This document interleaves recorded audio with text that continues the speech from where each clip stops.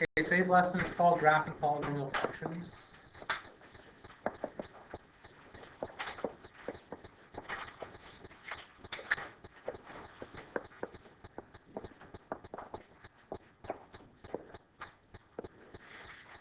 Okay, I'm going to start here with linear functions. Okay, Nate, we're up to you. Nate, what is the general base case or the just standard form of a linear function, please? Yes, it certainly is. Okay, and just so you guys aren't afraid here, just not afraid. You guys aren't afraid. You guys are wonderfully, highly intelligent human beings. Okay, but I taught advanced functions 1 year in summer school, and I did say the word slope. And the class went, ugh, slope, yeah, messy, ugh, okay. Calculus is all about slope. Like that's what calculus is, it's slope, okay? It'll be changing slopes and all that stuff, but that's all it is.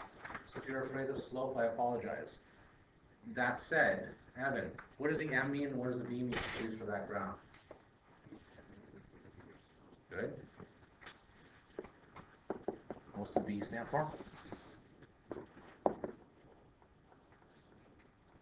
Yes, I call it the y-int, but yeah, that is right. Okay, we're going to say generally, there are a few exceptions. I'm going to leave the exceptions for right now. What's the domain of the range for a standard linear function? There's a few weird ones that look like this and look like this, but like, what's the standard domain and range for a general function here for linear? X is a real number, y is a real number. X is a real number, okay. I'm going to write my domain like this. That means X is anything and Y is anything. If Mr. Kemp does the other way, that's okay. I'm not Mr. Kemp. I wish I was Mr. Kemp, but I'm not. Okay, we'll just leave it just for right now. I went to Waterloo. That's what he did at Waterloo. So if those kids went to Waterloo math next year, you'll look the same way.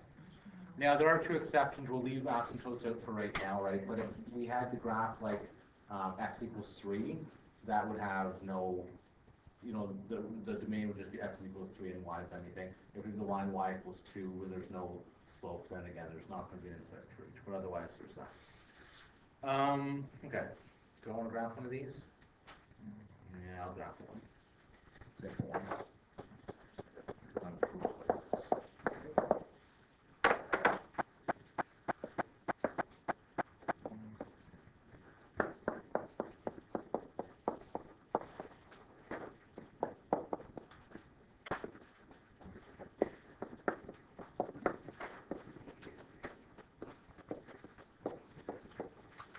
Okay, now I said, Mr. Sadler, you're going to graph a linear function.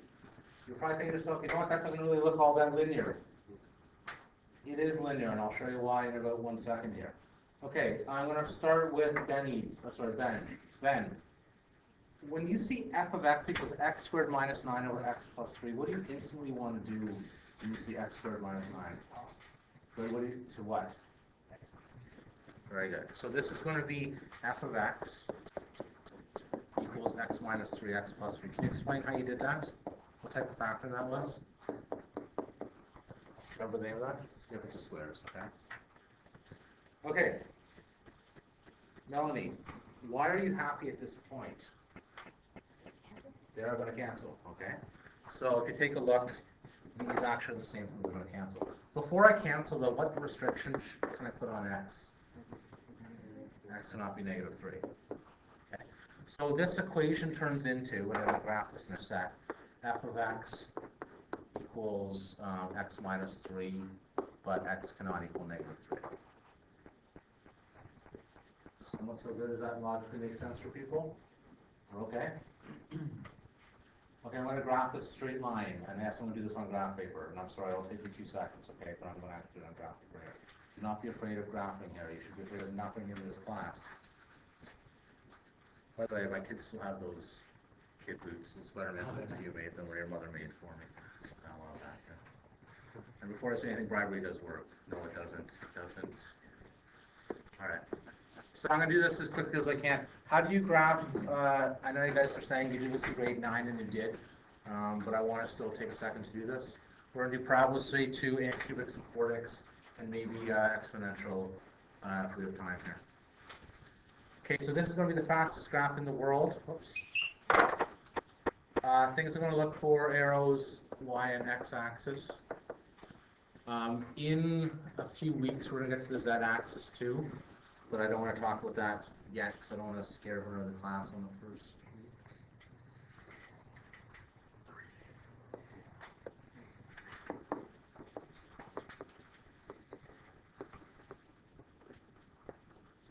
Okay, so I'm going to just count by threes there. Okay, so there's my graph, okay? If you're making graphs in this class, we'll be doing tons and tons of graphing. Like for the polynomial ones, those will be big. Probably half a page is enough for a graph. You don't have to use the whole thing. In my academic classes, I tell them a quarter for a parabola. Right, so fold up the page before and do 4 graphs here for this. Now this should be straightforward. How do I graph a linear function? Can anyone think back to grade 9, please? Pull up the x-intercept. Yeah. Okay, so so we'll start with the y-intercept here. So this is going to be, y-intercept's going to be what? -3. Okay, great. How do I get the next point on the graph? Sorry? So 1. So I'm just going to do this. Just like I was back in grade 9 again. Sorry, I don't mean to offend you guys. Okay, you're not in grade 9. I'm all aware. Okay, something funny is going to happen here at x can't be -3. What is this? To think back to grade 11 or advanced functions, what is this thing that I'm drawing on the board called? That is an asymptote. What does an asymptote mean? Can't actually happen. So I'm going to put actually here, okay, I'm going to slow down. Let's assume that there could be a point at -3, x is -3. What would the y coordinate be? Sorry? It would be -6, right? Like we're continuing on here. So what I'm going to do, I'm going to put a hole right there. So I'm going to put a little dotted line there. Have you guys seen holes before in advanced functions?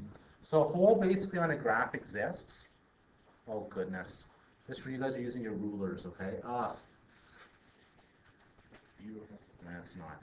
Okay, so what that's going to be, there's going to be a hole technically at x equals -3. Okay, so a hole is where it comes close and doesn't touch. With that said, what's the domain of this and what's the range going to be?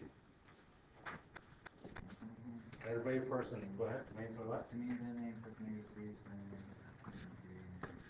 My domain is going to be x cannot be -3. And x is a real number. And Joe, you're in the zone, so I need to snug you right now, okay? Can someone else please tell me what the range is going to be for this graph?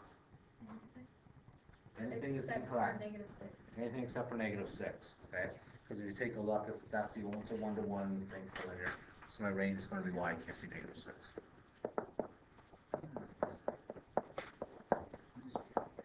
We're going to talk a lot in this course about linear is going to work because in this course we take things down to the simplest form, so we'll get to linear, so we need to make sure that's good.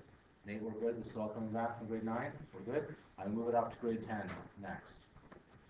Okay? Any questions? Good? Jeffrey, this all come back? Here we go, grade 10. Example 2. Parabolas. Actually, there's homework on that too.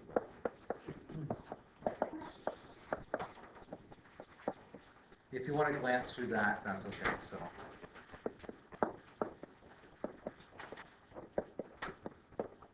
quadratic says the standard form is going to be f of x equals ax squared plus bx plus c.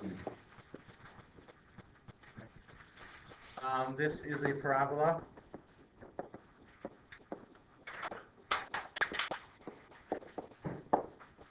There are 2 ways to sketch it.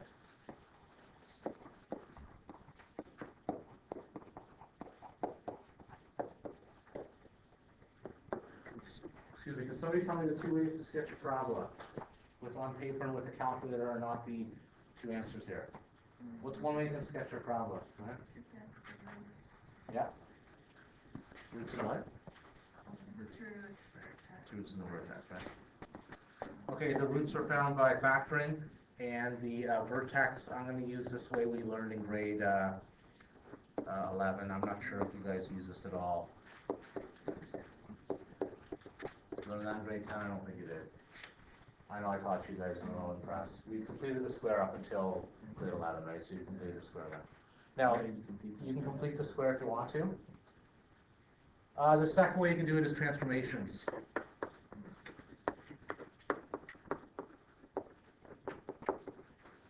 I'm going to quickly show you them both. I don't really want to show you the transformation way, but I will, unfortunately, for that.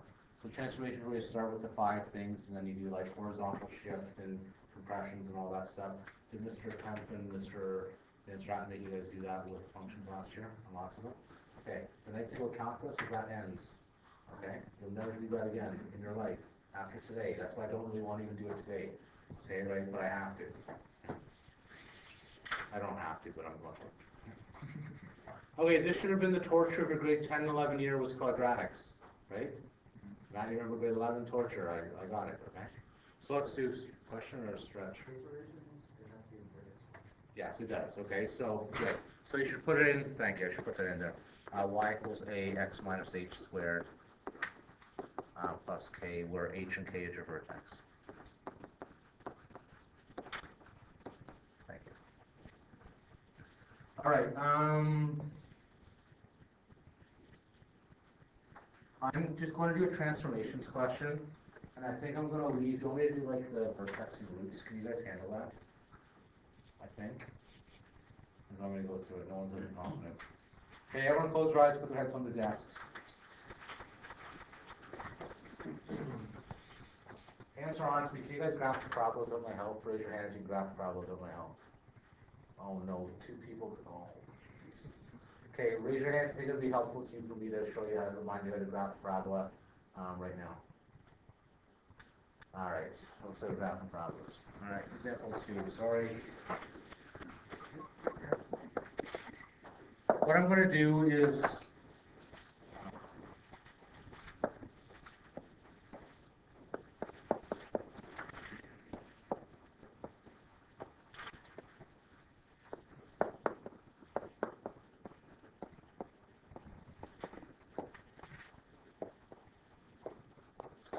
I'm just going to pause. I'm going to tell you a calculus joke, and you guys can factor that for me and find the roots. That's what I'm doing first, okay? When